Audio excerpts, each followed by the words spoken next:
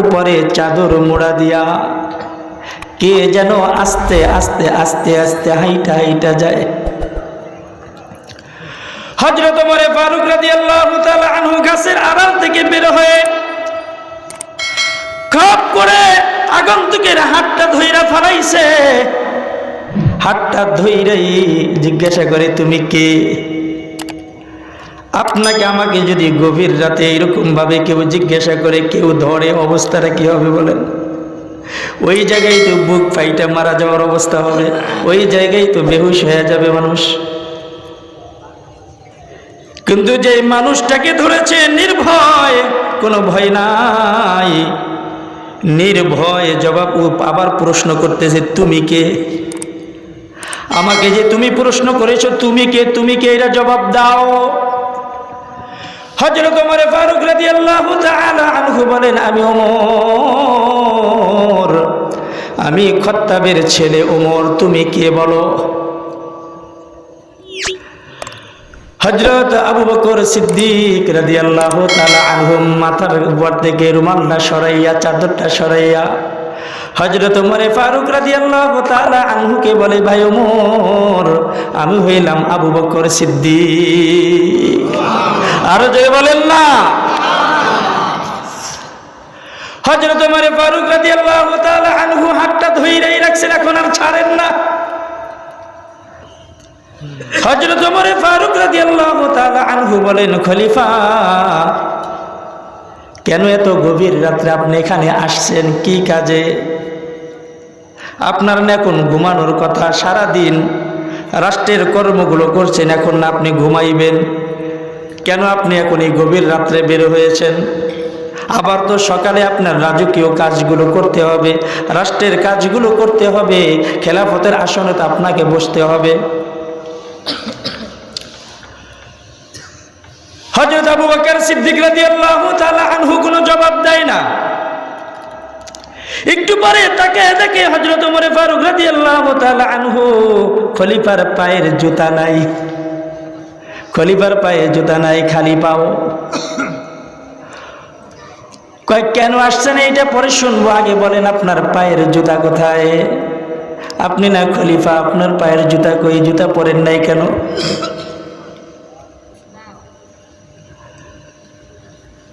হযরত আবু বকর সিদ্দিক রাদিয়াল্লাহু তাআলা আনহু জবাব দিতেছেন, ভাই ওমর, আমি যে গভীর রাতে হাইটা হাইটা আসতেছি, আমার আসার পথে পায়ে যদি জুতা থাকে, এই আশেপাশে তো ঘর বাড়ি আছে, মানুষগুলো ঘুমাইতেছে, আল্লাহর বান্দা বান্দিদের ঘুম নষ্ট হবে আমার পায়ের জুতার আওয়াজের কারণে। আর যদি তাদের ঘুম ভেঙে যায়, হাসরের ময়দানে এই বান্দা বান্দিগুলো যদি আল্লাহ তাআলার কাছে আমার বিরুদ্ধে নালিশ করে দেয়, আর যদি বলে, ওগো মালিক, হযরত আবু বকর সিদ্দিক রাদিয়াল্লাহু তাআলা আনহু খেলাফতের আসনে থাইকা খলিফা হইয়া, ক্ষমতা পাইয়া, রাত্রেও আমাদেরকে ঘুমাইতে দেয় নাই, তার জুতার পায়ের আওয়াজের কারণে আপনি ঘুমাইতে পারি নাই। যদি হাসরের ময়দানে এই বান্দা বান্দিগুলো আল্লাহ তাআলার কাছে নালিশ করে, রে ভাই ওমর,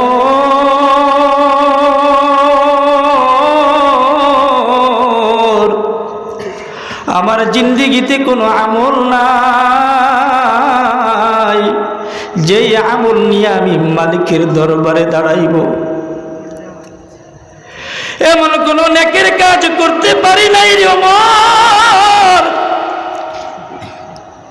কোন আমল নিয়ে মালিকের দরবারে দাঁড়াইব?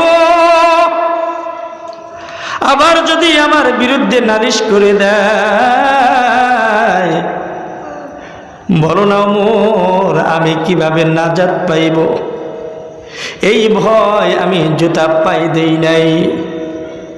জুতা ছাড়া আমি বের হয়েছি। হযরত ওমর ফারুক রাদিয়াল্লাহু তাআলা আনহু কথা কইলা শুইনা চোখের পানি ছাইরা দিয়েছে। একটু পরে জিজ্ঞাসা করে, আমিরুল মুমিনিন, এখন বলেন না এই গভীর রজনীতে আপনি কেন বের হয়েছেন, কোথায় যান? হযরত আবু বকর সিদ্দিক রাদিয়াল্লাহু তাআলা আনহু বলেন, আমি খেলাফতের আসনে বসার পরে যে একটা লিস্টি করা হয়েছিল বিধবা, গরিব, অসহায়, এতিমদের, লিস্টির ভিতরে তাকায় দেখেছি সমস্ত মানুষগুলোর সামনে প্রত্যেকের একজন খাদেম নিযুক্ত আছে। ওখানে নিজেকে নিজে খাদেম বানায়া নিয়েছে, কিন্তু একটা ঘর খালি, যে ঘরের ভিতরে কোনো খাদেম নিযুক্ত নাই। আমি চিন্তা করলাম একটা ঘর যেহেতু খালি, এই সুযোগে আমি একটা বাড়িতে খেদমত করব। এই চিন্তা করে এই যে বুড়িমার ঘর, এই বুড়িমার ঘরে আমি প্রতি রাতে খেদমত করতে আসি।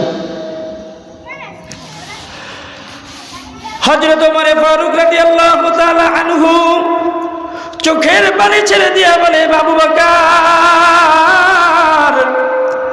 আপনি তো একজন খলিফা, রাষ্ট্রীয় কাজগুলো আপনার করতে হয়, আপনি বড় ব্যস্ত মানুষ, এত ব্যস্ততার পরেও আপনি কেন আসছেন খেদমত করার জন্য? তো আমরা আছি, আমাদেরকে বললেই তো আপনি পারতেন, আপনি কেন কষ্ট কইরা আসলেন? দেখেন আবু বকর সিদ্দিক রাদিয়াল্লাহু তাআলা আনহুর মতো মানুষ, যে মানুষটা জান্নাতের সুসংবাদ পেয়ে গেছে দুনিয়াতে, যে মানুষটা দুনিয়াতে রাসূল আকরাম সাল্লাল্লাহু আলাইহি ওয়াসাল্লামের পক্ষ থেকে জান্নাতের সুসংবাদ পেয়েছে, জান্নাতের ঘোষণা দুনিয়াতে পেয়ে গেছে, এমন একজন ব্যক্তি আবু বকর উম্মতের ভিতরে সর্বশ্রেষ্ঠ উম্মত, এক নাম্বার উম্মত, এমন একজন উম্মত, এমন একজন সাহাবী হযরত আবু বকর সিদ্দিক রাদিয়াল্লাহু তাআলা আনহু। ওই হাসরের ময়দানে সমস্ত উম্মতের আগে যিনি জান্নাতে ঢুকবে, এমন একজন মানুষ হযরত আবু বকর সিদ্দিক রাদিয়াল্লাহু তাআলা আনহু। ওনার জবাবটা শুনেন, কত সুন্দর একটা জবাব, কত আশ্চর্য ধরনের একটা জবাব। হযরত আবু বকর সিদ্দিক রাদিয়াল্লাহু তাআলা আনহু ওমর ফারুক রাদিয়াল্লাহু তাআলা আনহুকে ডাক দিয়া বলে, ভাই ওমর, কেন বলো না আমি এই নেকের কাজের ভিতরে শামিল হব না? আমি কেন এই সুযোগটাকে ছেড়ে দেব বলো না ওমর? সুযোগ পেয়েছি একটু নেকের কাজ করি, এই চিন্তা কইরা আমি প্রতিদিন এই বুড়ামার খেদমত করার জন্য আসি, বুড়ামার কাপড় চোপড়গুলো ধুইয়া দেওয়ার জন্য আসি। এরে মুসলমান, একটা বারের জন্য চিন্তা করে দেখেন, জান্নাতের সুসংবাদ পাওয়ার পরেও তাদের হালাত কেমন ছিল, তাদের আমলের অবস্থা কেমন ছিল। এত কিছুর পরেও আবু বকর সিদ্দিক রাদিয়াল্লাহু তাআলা আনহু নিজেকে সম্বোধন করে বলতো, ইয়া ইবনে কুহাফা, হে কুহাফার ছেলে আবু বকর, কেন তুই মানুষ হইলি, কেন তুমি মানুষ হইলা?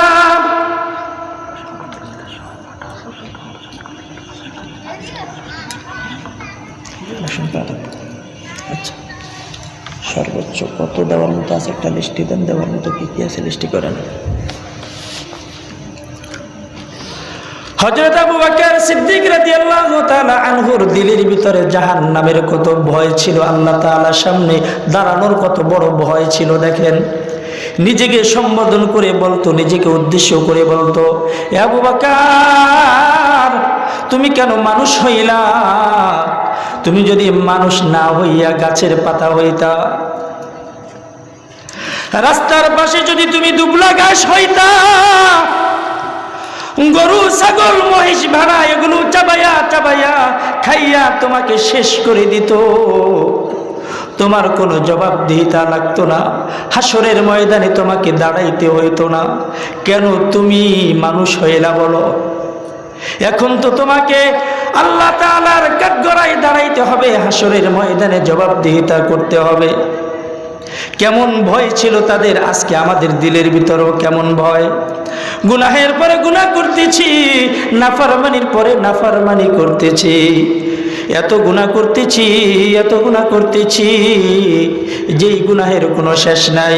গুনাহ করি তো করি, ওই গুনাহটাকে আবার ধামা চাপা দেওয়ার জন্য আবার কবিরা গুনাহ করতে থাকি। কথা ঠিক কিনা বলেন? সাহাবায়ে কেরামও গুনাহ করত, কিন্তু গুনাহ করার পরে তারা আবার তওবা করে এমন ভাবে তওবা করত, আল্লাহ তাআলাকে একেবারে রাজি খুশি করাইয়া ফেলাইতো। কেমন রাজি খুশি করাইছে সাহাবায়ে কেরাম, আল্লাহ তাআলা তাদের উপরে রাজি খুশি হইয়া রাদিয়াল্লাহু আনহুম ওয়া রাদু আন বলেছেন যে আল্লাহ তাআলা তাদের উপরে খুশি, আল্লাহ তাআলা সাহাবায়ে কেরামদের উপরে খুশি, তারাও আল্লাহ তাআলার উপরে খুশি। সুবহানাল্লাহ বলবেন না?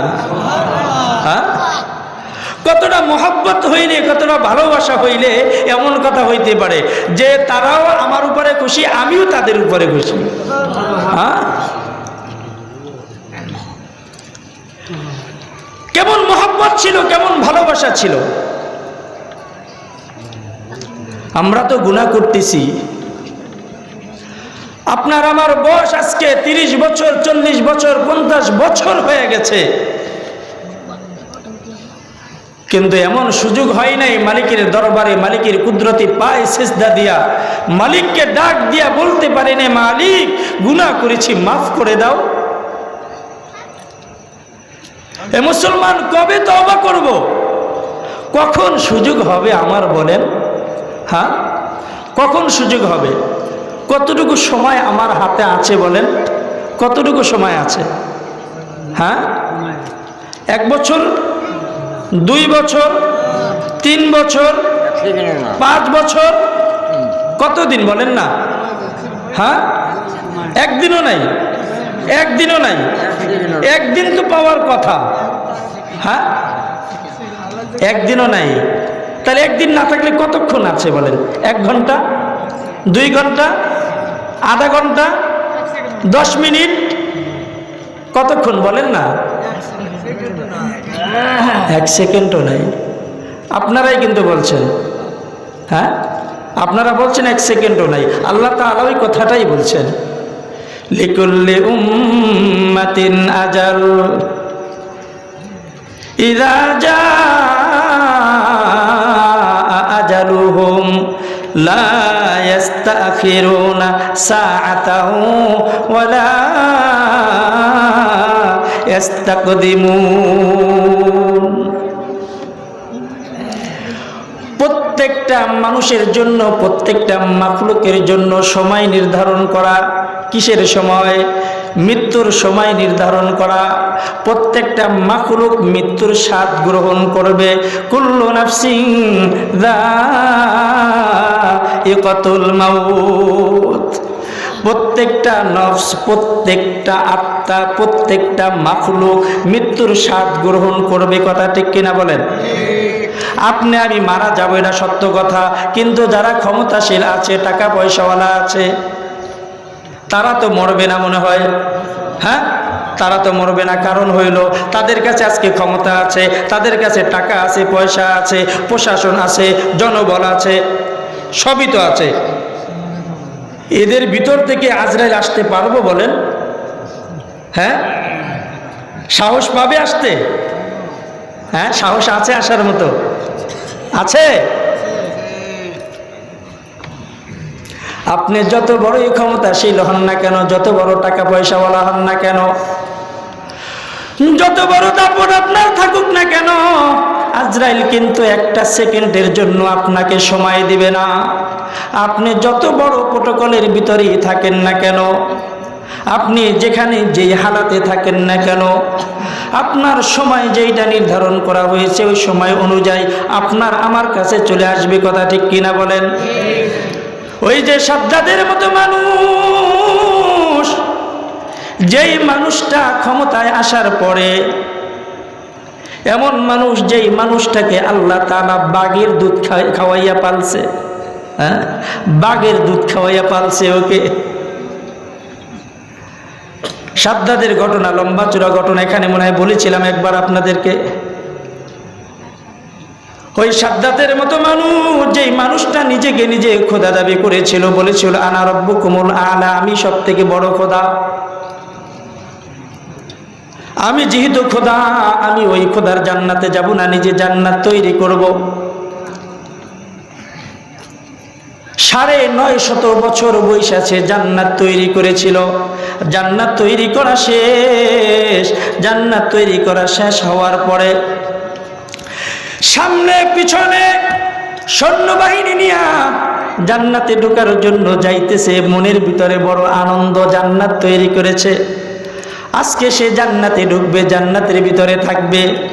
জান্নাতটাকে বড় সাজাইছে, হুর গিলমান দিয়া সাজাইছে।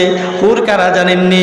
দুনিয়ার যে সুন্দরী সুন্দরী নারীগুলো আছে, এই নারীগুলোকে আইনা মায়ের বুকটাকে খালি কইরা, বাবার বুকটাকে খালি কইরা ওই মেয়েগুলাকে তার জান্নাতের ভিতরে ঢুকাইয়া দিয়েছে। বড় বাহিনী নিয়ে জান্নাতের ভিতরে যায়। জান্নাতে ঢুকার আগে একজন মুসাফির আইসা সামনে হাজির, দাঁড়াও, তোমার সাথে কথা আছে। কয় তোমার সাথে আবার কিসের কথা? ধমক। এই মিয়া, তুমি আবার কেঠা? আমি হইলাম এই দেশের বাদশা, আমার সাথে তোমার কোনো কথা নাই, চলে যাও। যদি কথা বলতেও চাও পরে আইসো, এখনো সময় নেই, আমি জান্নাতে ঢুকবো। যখনই এই কথা বলেছে, সাথে সাথে সামনে ঘোড়ার লাগামটা ধইরা বসছে, দাঁড়া এখানে। যখনই বলছে দাঁড়া, বুকের ভিতরে একটা কাঁপুনি চলে আসছে। এত বড় সাহস কোথায় পাইল সে? তোমার মাথাটা একটু নিচে নামাও, তোমার কানে কানে একটা কথা বলবো, একটা কথা বলবো, বেশি না। আগেই তো ভয় পাইছে, মাথাটাকে নিচে নামাইছে, কানটাকে নিচে নামাইছে, পরে কান্ডারটাই না দইরা বলে, এরে বাটপার, এরে নাফরমান,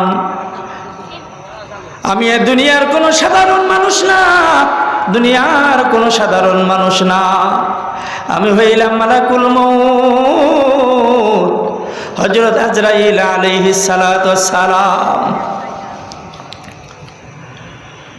সাদ্দাতের মতো মানুষ, ভিতরে কম্পন সৃষ্টি হয়ে গেছে, শরীরটা কাঁপুন ধইরা গেছে।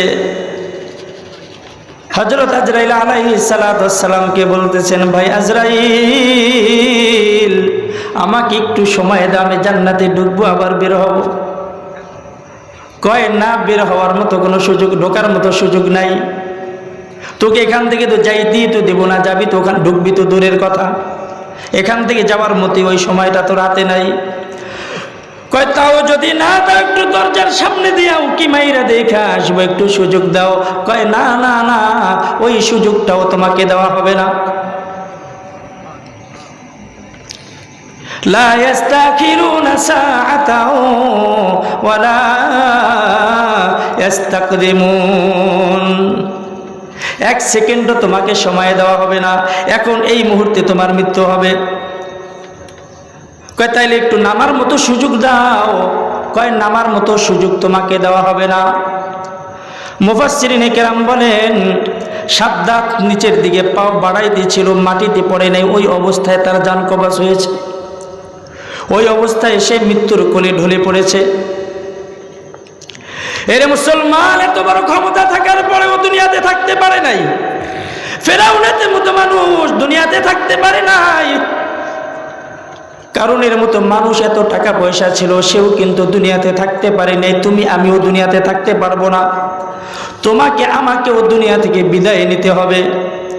তবে বিদায় নেওয়ার পূর্বে তোমাকে আমাকে আল্লাহ তাআলার কাছে তওবা করতে হবে, আল্লাহ তাআলার কাছে ক্ষমা চাইতে হবে। আপনি বলতে পারেন, হুজুর আজকে আমার দাড়িগুলো পেকে গেছে, 50 বছর 60 বছর হয়ে গেছে। যুবকরা বলতে পারো, রে হুজুর আজকে আমার এতগুলো বছর হয়ে গেছে, আল্লাহ তাআলা কি আমাকে মাফ করবে? এত পরিমাণে গুনাহ করেছি যেই গুনাহের কোনো সীমা নাই, যেই গুনাহের কোনো সীমা নাই। মালিক কি মাফ করবে আমাকে? রে মুসলমান, আল্লাহ তাআলা কি বলে দেখেন। আল্লাহ তাআলা তো বান্দাকে ডাক দিয়া বলতেছেন, ইস্তাগফিরু রাব্বাকুম, ইস্তাগফিরু রাব্বাকুম ইন্নাহু কানা গফফারা। তোমরা ইস্তেগফার করো, তওবা করো, ক্ষমা চাও। কার কাছে বলেন? কার কাছে? ইস্তাগফিরু রাব্বাকুম, তোমরা তোমার রবের কাছে তওবা করো, তোমরা তোমার রবের কাছে ক্ষমা চাও। কয় কেন ক্ষমা চাইব? ইন্নাহু কানা গফফারা, আল্লাহ তাআলা তো চূড়ান্ত পর্যায়ের ক্ষমাশীল। অন্য আয়াতের ভিতরে আল্লাহ তাআলা বলেন, লা তাকনাতু মির রাহমাতিল্লাহ, তোমরা আল্লাহ তাআলার রহমত থেকে নৈরাশ হয়ে যাও না। এরপরেই দেখেন কত সুন্দর সান্ত্বনামূলক কথা আল্লাহ তাআলা বলেছেন। আগে বলেছেন তোমরা রহমত থেকে নৈরাশ হইও না। কয় কেন নৈরাশ হব না? এত গুনাহ করেছি, এই গুনাহ তো নৈরাশ হওয়ার মতোই। কয় না না না, নৈরাশ হওয়ার মতো কোনো সুযোগ নাই। ইন্নাল্লাহা ইয়াগফিরুয যুনুবা জামিআ, আল্লাহ তাআলা সমস্ত গুনাহগুলোকে মাফ করে দিবে। কয় কেমনে মাফ করবে? কয় বেশি কিছু করতে হবে না। দিল থেকে যদি একটা বারের জন্য মালিককে একবার মালিক বলে ডাক দিতে পারো, আল্লাহ তাআলাকে একটা বারের জন্য আল্লাহ দিল থেকে যদি ডাক দিতে পারো, আল্লাহ তাআলা ক্ষমা করে দিবে। উদউনি আস্তাজিব লাকুম, আল্লাহ তাআলা মাফ করে দিবে। একটা বার যদি দিল থেকে ডাক দিতে পারো, যত বড় গুনাহই করো না কেন। আল্লাহ রাসূল সাল্লাল্লাহু আলাইহি ওয়াসাল্লামের জামানায় ঘটনা, হযরত ওমর ফারুক রাদিয়াল্লাহু তাআলা আনহু ঘর থেকে বের হয়েছেন, কোথাও যাবেন। পথিমধ্যে দেখে একটা যুবক রাস্তার পাশে বইসা বইসা কান্নাকাটি করতেছে, অঝোর ধারায় কাঁদতেছে। চোখের পানিগুলো, গরম পানিগুলো টপ টপ করে গালগুলো ভিজে, দাড়িগুলো ভিজে ভিজে পড়তেছে। এমন অবস্থায় কান্নাকাটি করে হযরত ওমর ফারুক রাদিয়াল্লাহু তাআলা আনহু ওই যুবকের কান্না দেখে নিজের কান্না আটকায় রাখতে পারে নাই। এমন ঘটনা হয় না? বলেন, এমন ঘটনা হয় না? অনেক মানুষ এমন ভাবে মিনতি করে কান্নাকাটি করে, এমন হালাতে কান্নাকাটি করে, তার কান্না দেখে আশেপাশের মানুষগুলো কাঁদে। আশেপাশের মানুষগুলো কাঁদে কিনা বলেন? এই যে কয়েকদিন আগে বেইলি রোডের ঘটনা, মগবাজার বেইলি রোডে, কে জানতো ওখানে গেলে মানুষগুলো মারা যাবে? কেউ জানতো নি? বলেন, কেউ কিন্তু জানতো না। জানার মতো কোনো সুযোগ আছে কিনা বলেন? হ্যাঁ, মৃত্যুর কোনো সংবাদ আপনার আমার কাছে আসবে? কোনো সংবাদ কিন্তু আসবে না। ওখানে প্রায় 43 জন মানুষ একই সাথে একই জায়গায় ইন্তেকাল করেছে।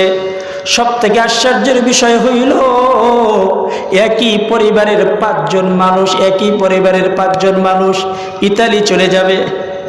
ইতালি প্রবাসী, একই পরিবারের 5 জন মানুষ।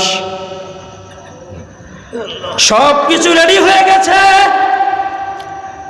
সব কিছু রেডি হওয়ার পরে যাওয়ার পূর্বে তাদের মনে চেয়েছে কাচ্চি ভাই খাইবে। বেইলি রোডে গিয়া বড় নাম করা ওখানে কাচ্চি ভাই দোকান, কাচ্চির দোকান, বড় নাম করা, খুব মজাদার খাবার। মনের ভিতরে আনন্দ নিয়ে সব পরিবার ওখানে খাইতে গেছে। হয়তোবা খাবার দাবার এখনো পর্যন্ত শেষ হয় নাই, শেষ হওয়ার পূর্বেই মৃত্যুর দূত চলে আসছে। এরে ভাই, আপনি তো দেখেন নাই লাশগুলোর হালাত? আমি নিজের চোখে দেখেছি, ঢাকা মেডিকেলে নিয়ে আসছে। কি করুণ কান্না! মা সন্তানের জন্য কান্নাকাটি করে, সন্তান বাবার জন্য চোখের পানি ফালাইয়া কান্নাকাটি করে, বিবি চোখের পানি ফালাইয়া কাঁদে, স্বামী বিবির জন্য কাঁদে, বাবা সন্তানকে বুকে জড়াইয়া কান্নাকাটি করে। কি একটা করুণ অবস্থা, কি একটা করুণ দৃশ্য। যেই দেখেছে চোখের পানি ধরে রাখতে পারে নাই, এমন একটা হালাত ওখানে হয়েছে।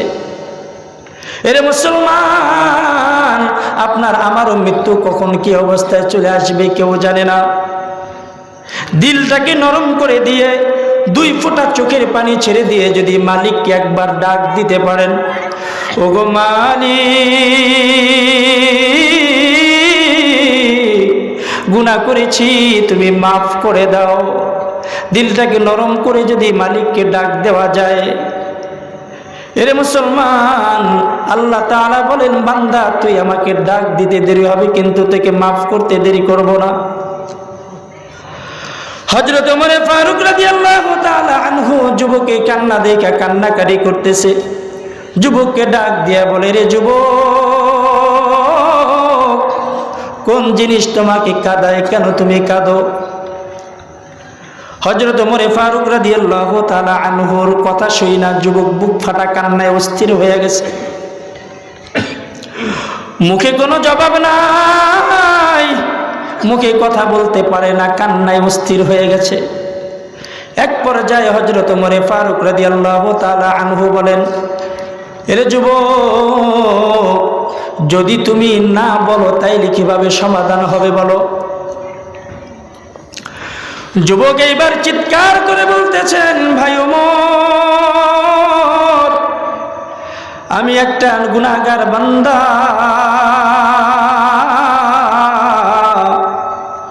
আমার মতো নাফরমান এই জগতে আর একটাও নাই। আমার মতো গুনাহগার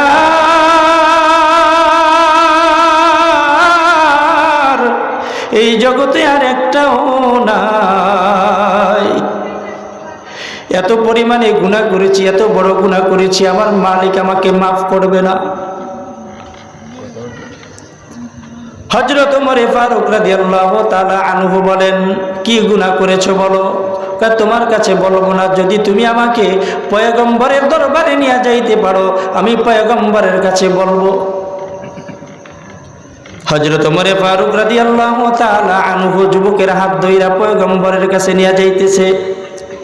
সামনের দিকে বেশি আগাবো না, ছেড়ে দেবো ইনশাআল্লাহ। এখানেই শেষ করে দিই নাকি? হ্যাঁ হ্যাঁ, শেষ করে দেব? তাইলে সামনের দিকে আগে আসে। এই যে ফাঁকা, এই যুবক ভাই আসো। আরে যুবকরা সবসময় সামনে থাকবে, আমি সামনে আসো, এই সে ফাঁকা জায়গায় আসো। হ্যাঁ, তোমরা না গেলে সামনে আগাবো না, আসো। ফাঁকা জায়গাগুলো রাখো না, আসো সামনে আসো ভাই।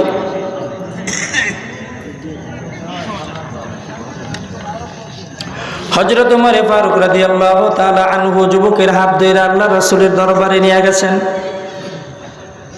দরবারে যখন নিয়ে গেছেন তখনও পর্যন্ত হযরত ওমর ফারুক রাদিয়াল্লাহু তাআলা আনহুর চোখের পানিগুলো টপ টপ করে পড়তেছে। আল্লাহর রাসূল সাল্লাল্লাহু আলাইহি ওয়াসাল্লাম হযরত ওমর ফারুক রাদিয়াল্লাহু তাআলা আনহুকে ডাক দিয়া বলে, ওমর, কোন জিনিস তোমাকে কাঁদায়, কেন তুমি কাঁদো? হযরত ওমর ফারুক রাদিয়াল্লাহু তাআলা আনহু পয়গম্বরকে ডাক দিয়া বলেন, পয়গম্বর,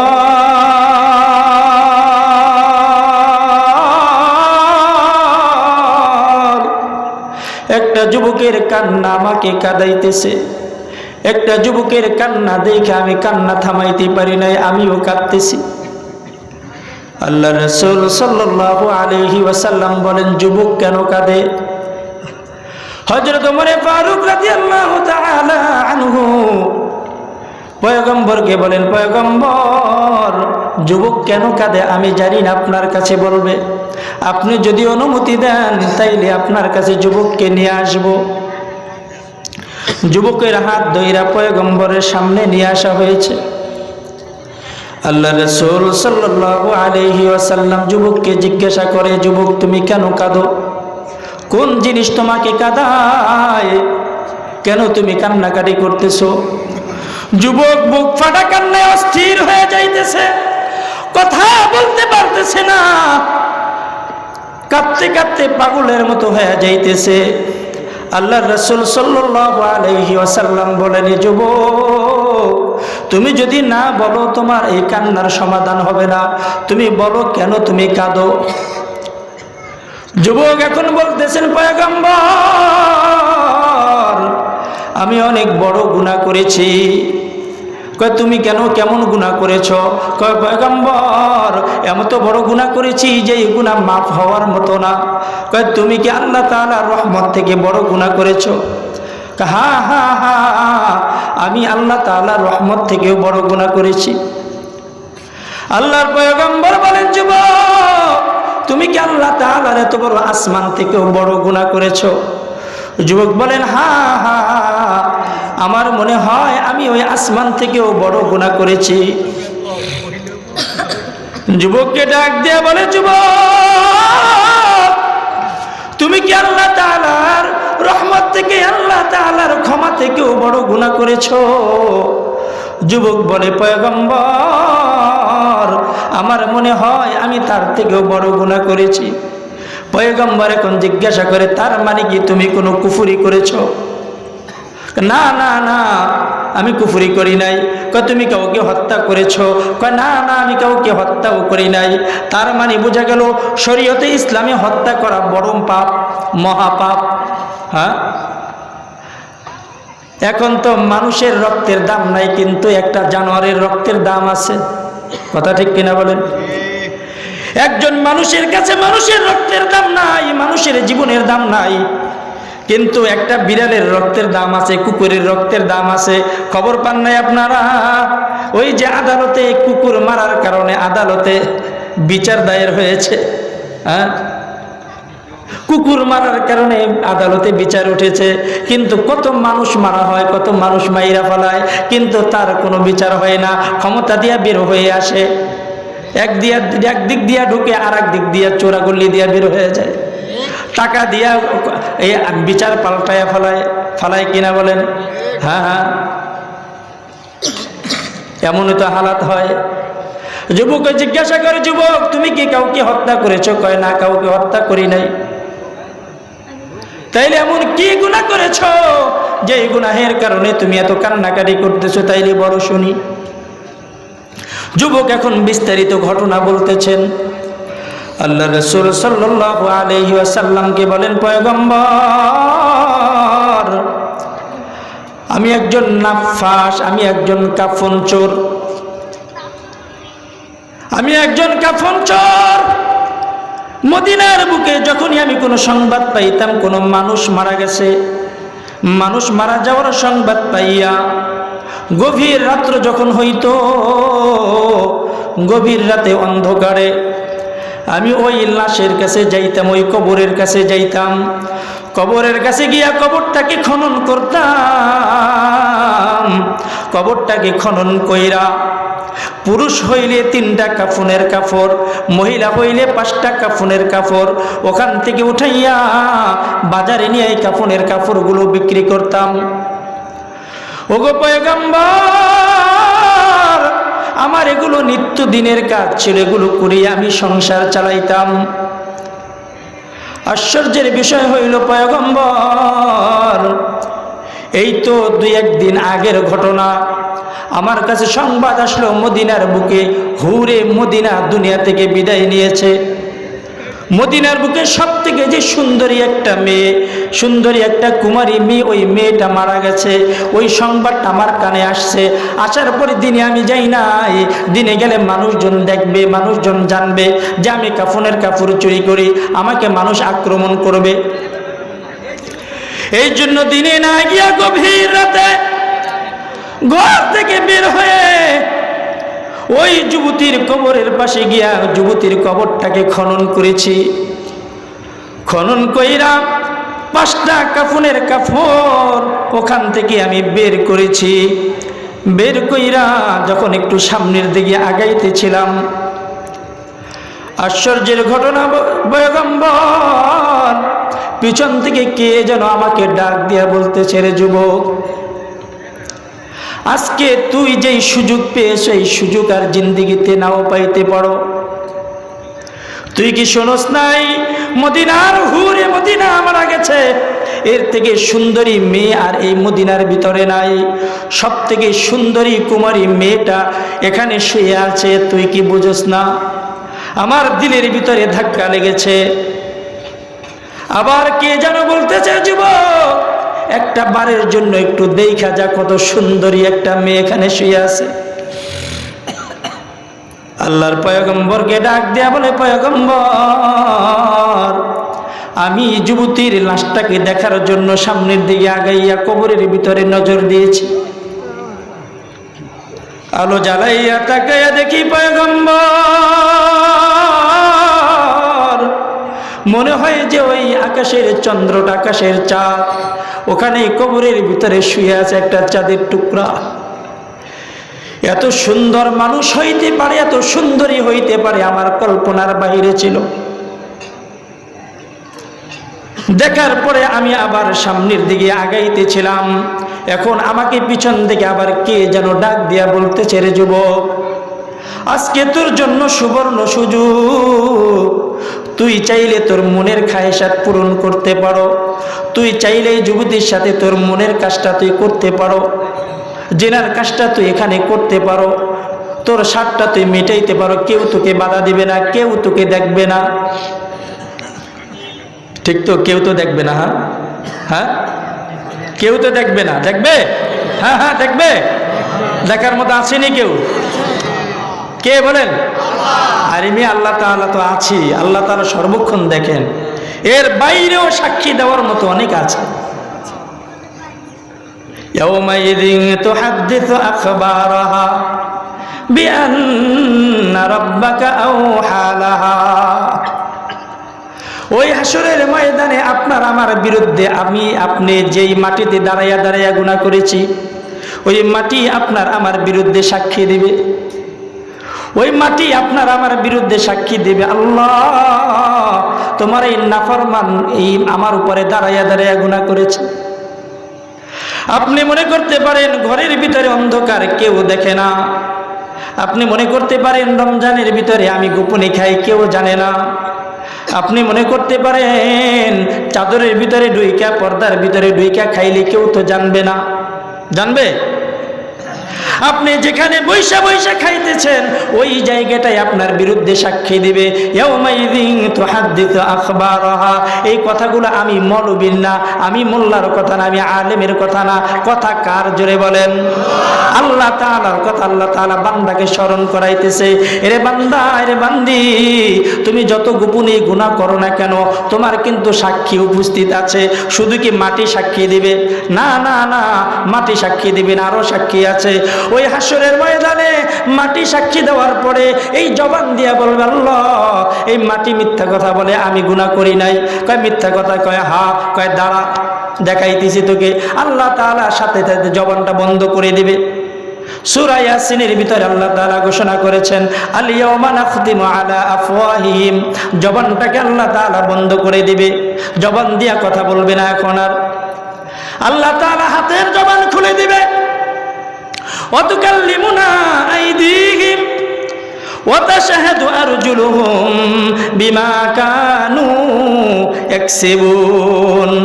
হাত আপনার আমার বিরুদ্ধে সাক্ষী দিবে, পাও আপনার আমার বিরুদ্ধে সাক্ষী দিবে। এই হাত বলবে, আল্লাহ এই হাত দিয়া টিপা টিপা অশ্লীল সিনেমাগুলো দেখছে।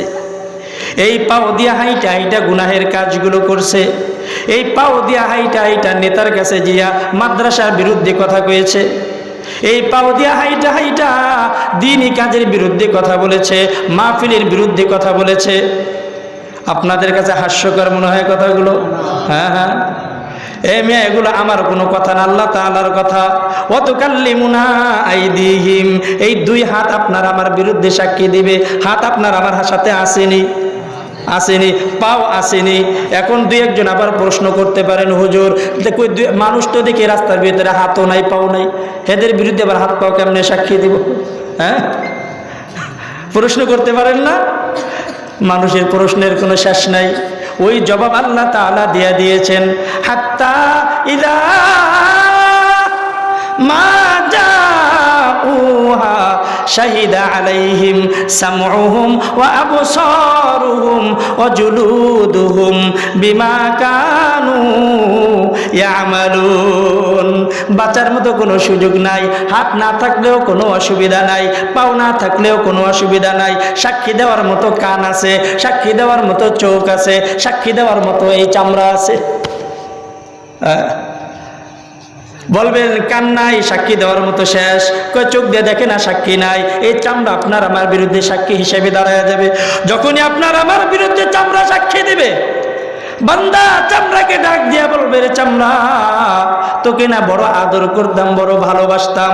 এই যে শীতের মৌসুমে তোকে আমি মলম লাগাইতাম, লোশন লাগাইতাম, তেল মাখতাম, এত সুন্দর করে তোকে আদর যত্ন করতাম, এত ভালোবাসা দিতাম। শীতের ভিতরে তোকে শীত লাগতে দেই নাই, গরমের ভিতরে তোকে গরম লাগতে দেই নাই, এসির ভিতরে তোকে আরামে রাখছি। এরপরও আজকে তুই আমার বিরুদ্ধে সাক্ষী দাও। চামড়ার সাথে সাথে জবান খুলে দিবে। আল্লাহ তাআলার সামনে বান্দাকে বলতে থাকবে, রে নাফরমান, যেই আল্লাহ তাআলা তোর জবানটাকে বন্ধ করে দিয়েছে, ওই আল্লাহ তাআলা আমার জবানটাকে খুলে দিয়েছে। কারণ দুনিয়াতে থাকা অবস্থায় তোর বিরুদ্ধে কথা বলতে পারি নাই। তুই ক্ষমতা দেখাইয়া মানুষের ক্ষতি করেছ, তুই ক্ষমতা দেখাইয়া গরিবের উপরে অত্যাচার করেছ, তুই ক্ষমতা দেখাইয়া এলাকার মানুষগুলো শান্তিতে থাকতে দাও নাই। তোর টাকার কারণে এলাকার মানুষগুলো শান্তিতে থাকতে পারে নাই, তখন তো কিছুই বলতে পারি নাই। এলাকার মানুষগুলো তোকে কিছু বলতে পারে নাই। একজনের সম্পদ আরেকজনকে দিয়ে জোর করে দিয়ে দিয়েছো, বিচার উল্টা পাল্টা করেছো, তখন কেউ কিছু বলতে পারে নাই, কারণ তুমি ক্ষমতাশীল ছিলা, তোমার ক্ষমতা ছিল। আজকে আল্লাহ তাআলা আমাকে ক্ষমতা দিয়েছে বলার মতো। এরে নাফরমান, আজকে তোর কোনো তোর কোনো ছাড় নাই, তোকে ছাড় দেওয়া হবে না। وقالوا لجلودهم لما شهدتم علينا قالوا أنطقنا الله الذي أنطق كل شيء। চামড়া আপনার আমার বিরুদ্ধে সাক্ষী দিবে, শুধু কি এতটুকু পর্যন্ত শেষ? এরে মুসলমান, না না না, এই পর্যন্তই শেষ না, আরো কিন্তু সাক্ষী আছে। এত কিছুর পরেও বান্দা বলবে, আল্লাহ আমি গুনাহ করি নাই, আমি একেবারে তুলসী পাতায় ধোয়া, আমি গুনাহ করি নাই। আছে না দুনিয়াতে, দেখেন না? হ্যাঁ, নাফরমানির পরে নাফরমানি করতেছে, অন্যায়ের পরে অন্যায় করতেছে, এরপর কয় আমার মতো ভালো মানুষ একটাও নাই, কে আমার মতো তুলসী পাতায় ধোয়া একটাও নাই, আমার মতো বড়ই পাতা দিয়ে ধোয়া মানুষ একটাও নাই। হ্যাঁ, বলে না? অথচ কোনো কাজই করে না, এরপরও আপনাগুলো ওইটা করছি ওইটা করছি করে নাই তো ঘোড়ার ডিম কিছুই, সব কিছু খালি পেটে ঢুকাইছে, হারাম শুয়ার খাইছে। হ্যাঁ, কি যদি এমনটা না হিরে যে আজকে আসলাম, গাড়ি ঢুকাইতে পারি না, গাড়ি ছাইড়ে দিয়ে মোটর সাইকেল নিয়ে তারপরে এত দূর পর্যন্ত আসছি, গাড়ি পিছনে আসছে, জবাব দিতে হবে কিনা বলেন? জবাব দিতে হবে কিনা? সাধারণ একজন মানুষ যদি হক নষ্ট করে, তার ছাড় পাওয়ার মতো সুযোগ আছে। কিন্তু একজন প্রতিনিধি যদি হক নষ্ট করে, একজন প্রতিনিধির কাছে হক কত মানুষের বলতে পারেন? যদি এই এলাকার একজন প্রতিনিধি হয়, এই এলাকার ভিতরে কতজন মানুষ আছে বলেন? হ্যাঁ, ধরেন 1 লক্ষ মানুষ আছে বা 2 লক্ষ মানুষ আছে এই ইউনিয়নের ভিতরে। হ্যাঁ, এই ইউনিয়নের ভিতরে প্রায় 1 লক্ষ বা 2 লক্ষ মানুষ আছে বা 5 লক্ষ মানুষ আছে। এই 5 লক্ষ মানুষ যারা আছে, এই 5 লক্ষ মানুষের একজন প্রতিনিধি, একজন চেয়ারম্যান, একজন মেম্বার, হ্যাঁ, একজন এমপি, একজন মন্ত্রী, সকলের হকগুলো একজন এমপির কাছে আসছে, একজন মন্ত্রীর কাছে আসছে, একজন চেয়ারম্যানের কাছে আসছে। ওই চেয়ারম্যান মেম্বার এখন তারা করলো কি, একজন প্রতিনিধি করলো কি, আপনাদের এলাকার চেয়ারম্যান ভালো, আশা করি আমি তাদের কথা বলছি না, আমভাবে একটা কথা বলছি, বুঝার জন্য, বুঝতে চাইেন কথাগুলো, ভুল ধরার চেষ্টা করেন না যে আমার বিরুদ্ধে কথা বলছে। না রে ভাই, আপনার আমার সাথে কোনো শত্রুতা নাই, আমি এই এলাকায় এসে বাড়িও করব না, ঘরও করব না, এই এলাকায় আমি থাকবো না। আপনার এখানে আমি আসছি মেহমান হিসাবে আজকে যে দায়িত্ব হিসাবে আপনার কাছে কিছু কথা বলি। যেহেতু দায়িত্ব দিয়েছে আমাকে কথা বলার জন্য, ওই দায়িত্বের জায়গা থেকে কিছু কথা বলার প্রয়োজন আছে কিনা, হ্যাঁ, বুঝানো দরকার আছে কিনা। যদি আজকে এখানে না বুঝা যায়, হাসরের ময়দানে আপনি আমার গলা টিপে ধরবেন। হুজুর আপনি বলেন নাই, আপনি আপনার স্বার্থের জন্য বলেন নাই, আপনি ভয়ে বলেন নাই, আপনি আমার গলা টিপে ধরবেন, আল্লাহ তাআলার আদালতে দাঁড়া করাইয়া দিবেন। ওই জায়গায় দাঁড়াইতে চাই না, এখান থেকে যা হওয়ার হোক। যদি এলাকার এই যে 100 জন 1 লক্ষ মানুষ বা 2 লক্ষ মানুষ, এই মানুষগুলোর প্রতিনিধি একজন, এই মানুষগুলোর জন্য বরাদ্দ আসছে, যেটাই আসুক, চাল আসুক, ডাল আসুক, ইটা আসুক, বালু আসুক, সিমেন্ট আসুক, রাস্তা বরাদ্দ আসুক, তেল আসুক, যেটাই আসুক না কেন, এটার হক সবাই কিনা বলেন? হ্যাঁ, সবাই কিনা? সবাই না? সবাই যদি হক হয়, এখানে আমি নষ্ট করলাম, অর্ধেক কাজ করলাম, অর্ধেক রাইখা দিলাম, অর্ধেক কাজ করার পরে অর্ধেক যে রাইখা দিলাম, এই অর্ধেকের হক সবাই আছে না? সবাই আছে না হক? এখন সবার হক নষ্ট করে আমি খাইলাম, খাওয়ার পরে আমি দুনিয়া থেকে বিদায় নিলাম, আপনি তওবা করলেন, সব কিছু করলেন, বান্দার যে হক নষ্ট করলেন, এইটার জন্য ক্ষমা চাওয়ার মতো কোনো সুযোগ আছে? হ্যাঁ, সুযোগ আছে? হ্যাঁ, রাষ্ট্রীয়ভাবে যদি হক নষ্ট করে, রাষ্ট্রীয়ভাবেই ক্ষমা চাইতে হবে। যদি ব্যক্তির কাছে হক নষ্ট করে, তাহলে ব্যক্তির কাছেই ক্ষমা চাইতে হবে। বান্দার হক আল্লাহ তাআলা ক্ষমা করবেন না যতক্ষণ পর্যন্ত বান্দা ওই বান্দাকে ক্ষমা না করবে। কথা বুঝে আসছে? এই জন্য সাবধান, নিজেকে পরিবর্তন করেন, নিজের চিন্তাধারা পরিবর্তন করেন। আল্লাহ তাআলা আমাকে এখানে বসাইছে, আল্লাহ তাআলা নিয়ামত দিয়েছেন, নিয়ামতের শুকরিয়া আদায় করা।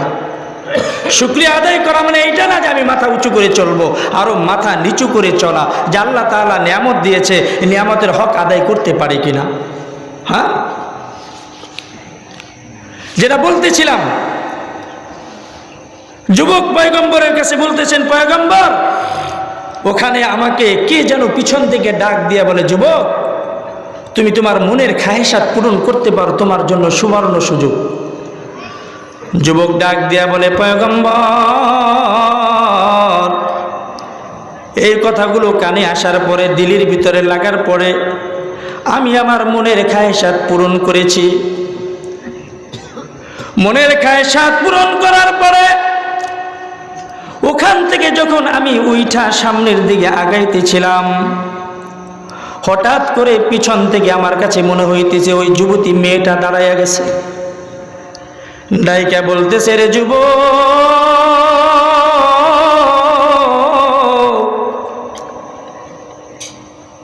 এমন খারাপ কাজ করলি রে যুবক, লক্ষ লক্ষ কোটি কোটি মুর্দারের ভিতর আমাকে তুই নাপাক করে দিলি, অথচ আমার আত্মীয় স্বজন, আমার মা বাবা, আমার ভাই বোন, আত্মীয় স্বজন সকলে আমার ইন্তেকালের পরে সুন্দর করে গোসল করাইছে, সুন্দর করে দামি কাপড়ের কাপড় পরাইছে, পরাইয়া আমাকে এখানে সুন্দর করে শোয়াইয়া রাইখা গেছে। আমার দিলের ভিতরে বড় তামান্না ছিল, আমি এই পবিত্র অবস্থায় হাসরের ময়দানে আল্লাহ তাআলার সামনে দাঁড়াইব। এরে যুবক, আজকে তুই আমাকে নাপাক কইরা দিলি রে যুবক, এই নাপাক অবস্থায় তো আমাকে হাসরের ময়দানে দাঁড়াইতে হবে। এরে যুবক, তোর দিলের ভিতরে কি ভয় লাগে না? কেমনে এত বড় নাফরমানি করলি? তোর দিলের ভিতরে কি আঘাত লাগে না? তুই কি মালিকের সামনে দাঁড়াইবি না? ওই কহারের সামনে কি তুই দাঁড়াইবি না রে যুবক? এরে মুসলমান, আপনাকে আমাকে দাঁড়াইতে হবে কিনা বলেন? ওখানে দাঁড়াইতে হবে কিনা? যদি দাঁড়াইতে হয়, নিজের জীবনের সমস্ত গুনাহগুলাকে সামনে রাইখা অনুতপ্ত হইয়া মালিকের দরবারে 2 ফোঁটা চোখের পানি ছেড়ে দিয়া মালিককে যদি ডাক দিয়া বলতে পারেন, মালিক আমাকে তুমি মাফ করে দাও, দিলটাকে নরম করে দেন রে মুসলমান। যুবক এই কথা বলার পরে পয়গম্বর আলাইহিস সালাতু ওয়াস সালাম যুবককে ডাক দিয়া বলতেছে, যুবক সত্যি তো তুমি অনেক বড় গুনাহ করেছো। এই কথা বলতে দেরি, যুবক ওখান থেকে দৌড় দিতে দেরি করে নাই, কারণ যুবক জানে পয়গম্বরের জবান থেকে যদি কোনো বদদোয়া বের হয়ে যায়, আমি যুবকের বাঁচার মতো কোনো সুযোগ নাই। যুবক পয়গম্বরের দরবার থেকে বের হয়ে মদিনার বুকে সব থেকে যে বড় পাহাড় আছে, ওই পাহাড়ের উপরে উঠা মালিকের কুদরতি পায়ে সিজদা দিয়া মালিককে ডাক দিয়া বলে, ওগো মালিক,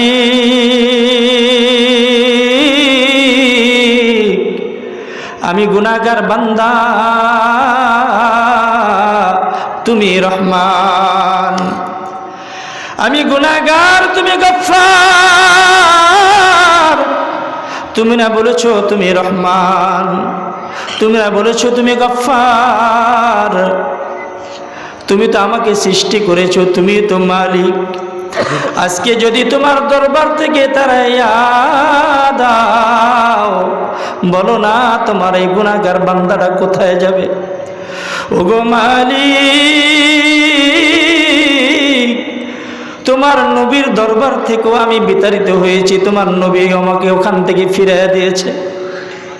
শেষ পর্যন্ত তোমার দরবারে আইসা তোমার কুদরতি পায়ে সিজদা দিয়া তোমার কাছে রোনাজারি করতেছি। আমার যতটুকু ক্ষমতা ছিল, সব থেকে বড় পাহাড়, ওই পাহাড়ের উপরে উঠা তোমার কাছে কান্নাকাটি করতেছি।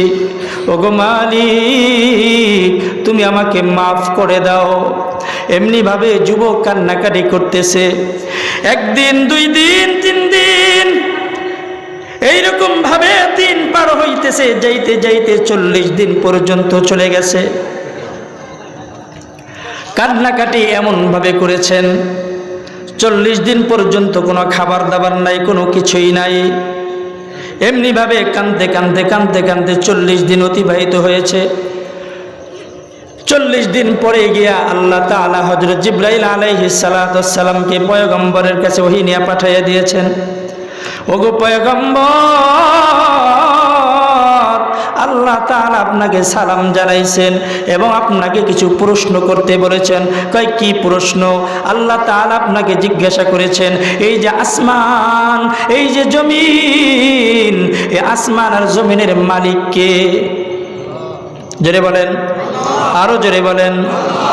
আল্লাহ রাসূল সাল্লাল্লাহু আলাইহি ওয়াসাল্লাম বলেন, ভাই জিবরাইল, কেমন প্রশ্ন করলা বলো? আসমানের মালিক আল্লাহ, জমিনের মালিক আল্লাহ, আমাকেও আল্লাহ তাআলা সৃষ্টি করেছেন, সব কিছুর মালিক আল্লাহ। কারো প্রশ্ন আছে পয়গম্বর? কয় কি প্রশ্ন? ওগো পয়গম্বর, ক্ষমা করার মালিক কে? জোরে বলেন। পয়গম্বর আলাইহিস সালাতু ওয়াস সালাম বলেন, ক্ষমা করার মালিক আল্লাহ, ক্ষমা করার মালিক আল্লাহ, মাফ করনে ওয়ালা আল্লাহ। সকল বান্দা বান্দিকে আল্লাহ তাআলা মাফ করে, আমাকেও আল্লাহ তাআলা মাফ করে, আমাকেও আল্লাহ তাআলা হেফাজত করে। কার একটা প্রশ্ন, পয়গম্বর, সমস্ত মাখলুকের রিজিকের মালিক কে? জোরে বলেন, জোরে বলেন কে? জোরে বলেন, আরো জোরে বলেন। হয় নাই? জোরে আওয়াজ দিয়া, আরো জোরে, জোরে ডাক দেন ইয়া আল্লাহ, আরো জোরে ডাক দেন। রিজিকের মালিক আল্লাহ,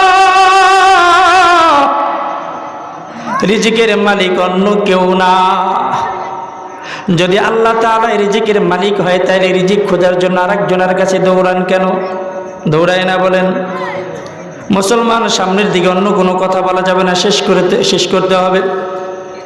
আল্লাহ রাসূল সাল্লাল্লাহু আলাইহি ওয়াসাল্লামকে যখন এই কথা প্রশ্ন করেছেন, সব কিছুর মালিক আল্লাহ, এখন আল্লাহ রাসূল সাল্লাল্লাহু আলাইহি ওয়াসাল্লামকে জিবরাইল আলাইহিস সালাতু ওয়াস সালাম বলতেছেন, পয়গম্বর, এই যে কিছুদিন আগে আপনার কাছে একটা যুবক আসছিল, যুবকটা আইসা তার গুনাহের কথা আপনার কাছে বলেছে।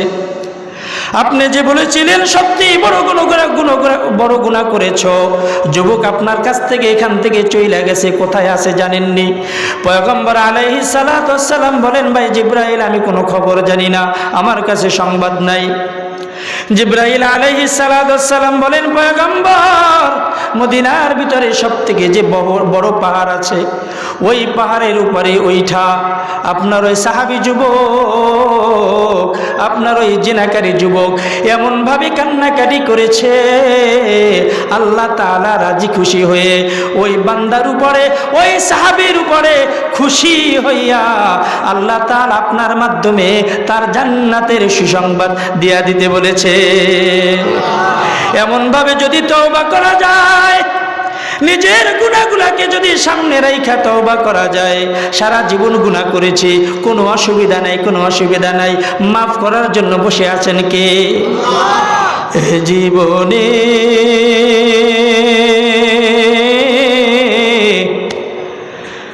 না করি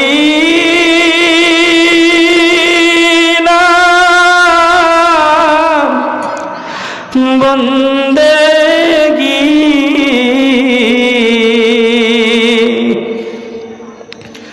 এ জীবনে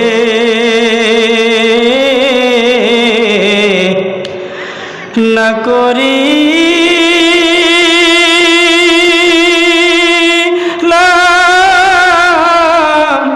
বন্দেগি, গুনাহ করে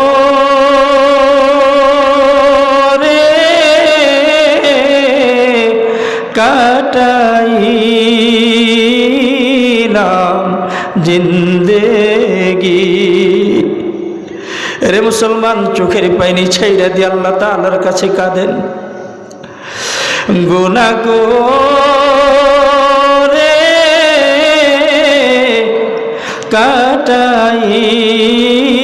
কাটাইলাম জিন্দেগি, গুনাহ করে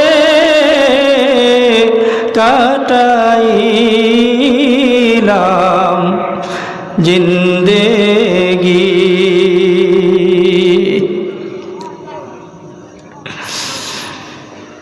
ও আল্লাহ, আমাদেরকে তুমি মাফ করে দাও। জোরে ডাক দেন, ইয়া আল্লাহ, ইয়া আল্লাহ, জোরে ডাক দেন না ইয়া আল্লাহ, আরো জোরে ডাক দেন, আরো জোরে।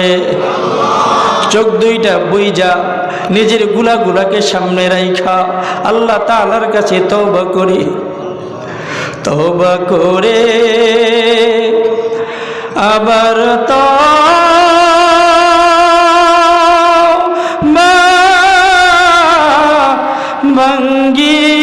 ভাঙ্গিলাম, তওবা করে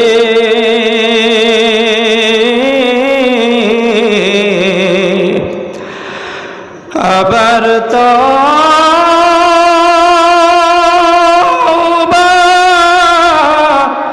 ভাঙ্গিলাম, অবশেষে খাঁটি তওবা করিলাম।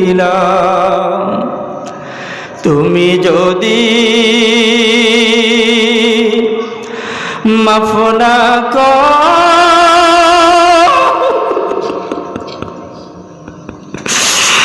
তুমি যদি মাফ না করো বান্দারে, বলো তো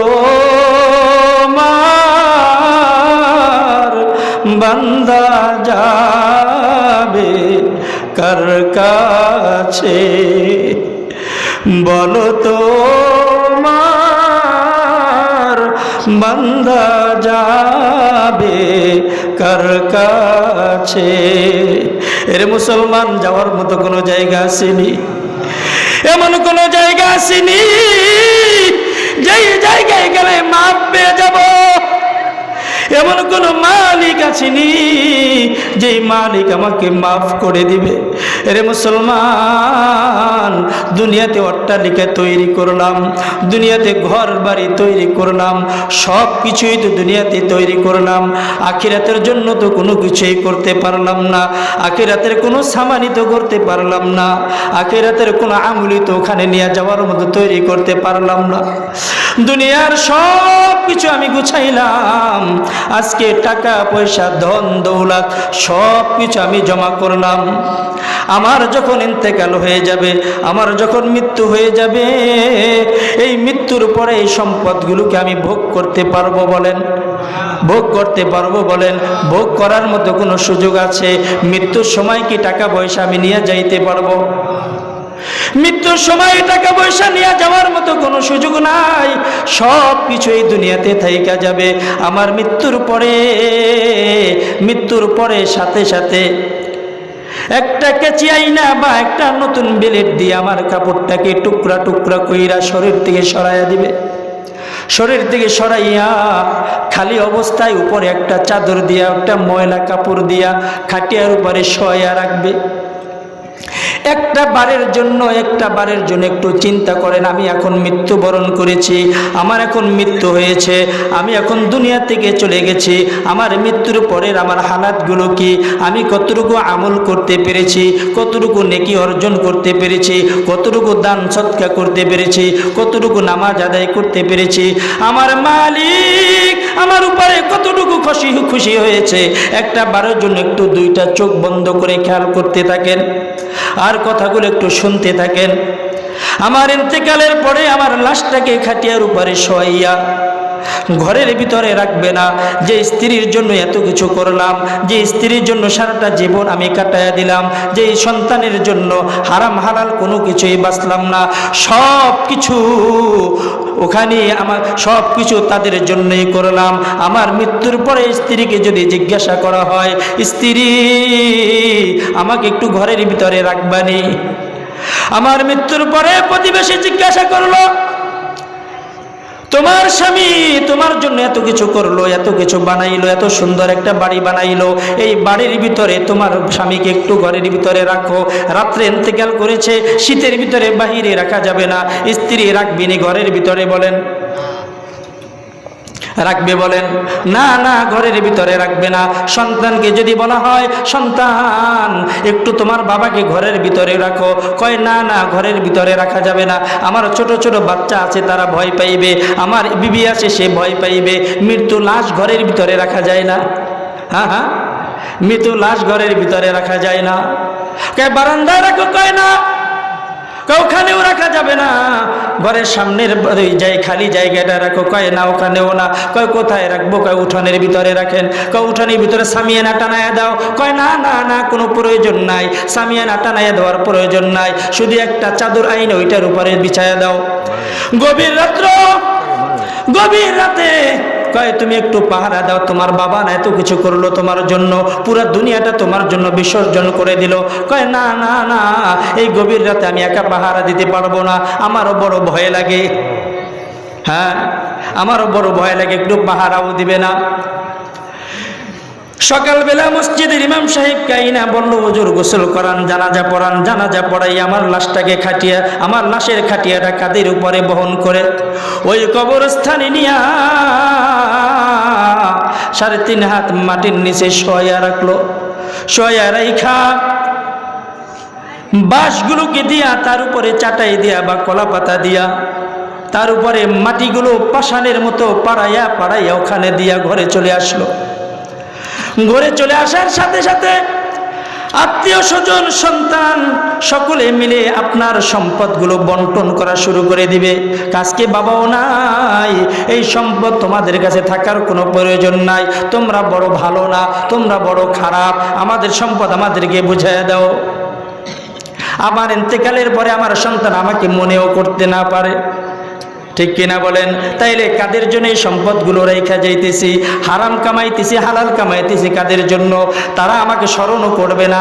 এমনও সন্তান আছে এখানে, যেই সন্তান মা ইন্তেকাল করেছে, মা ঘরে নাই, বাবা ঘরে নাই, বছরের পর বছর চলে যায়, বাবার কবরের সামনে দাঁড়ানোর মতো সুযোগ নাই।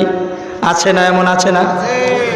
আবার কত সন্তান আছে যেই সন্তানের ঘরে মাও নাই, বাবাও নাই, মা বাবা উভয়কে হারাইয়া চির এতিম অবস্থায়। ওই সন্তান জানে যেই সন্তান মা হারাইছে, বাবা হারাইছে। আমি একটা সন্তান মা বাবা উভয়কে হারাইছি, কেউ নাই।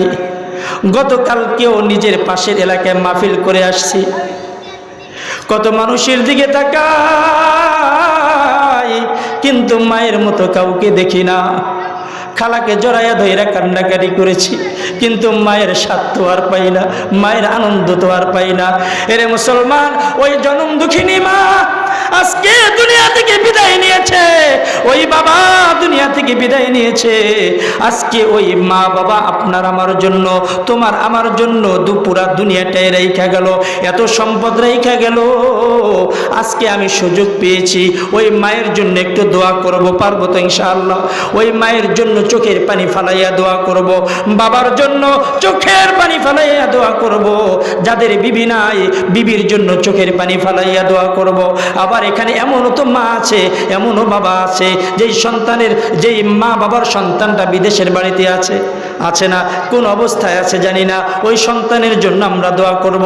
এমন কোন এতিম সন্তান আছো, এমন কোন এতিম সন্তান মা বাবা হারা সন্তান আছো, আজকে দাঁড়াইয়া বলবা হুজুর এই যে আমাদের মসজিদ, এই মসজিদ নির্মাণ কাজের জন্য, আল্লাহর ঘরের জন্য, আমার মা বাবার নাজাতের জন্য 10,000 টাকা দিব। কে আছো ভাই বলো?